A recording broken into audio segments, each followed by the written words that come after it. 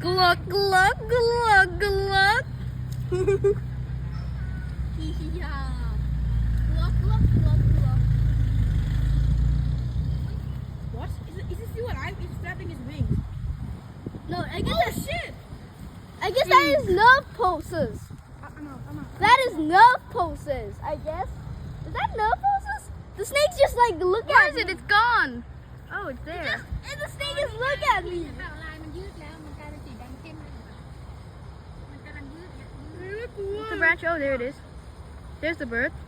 And now the bird's gonna be dead very soon. Oh my god. Where is it?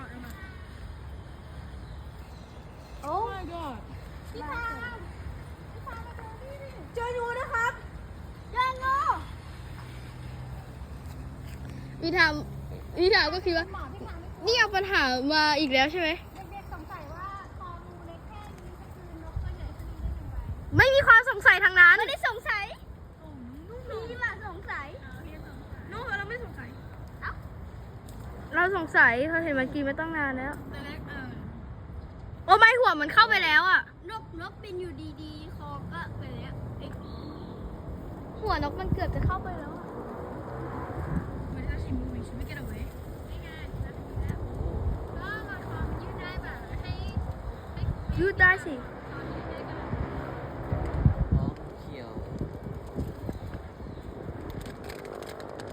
กลัวงูเปล่ะ ไม่กลัวชอบ ชอบงู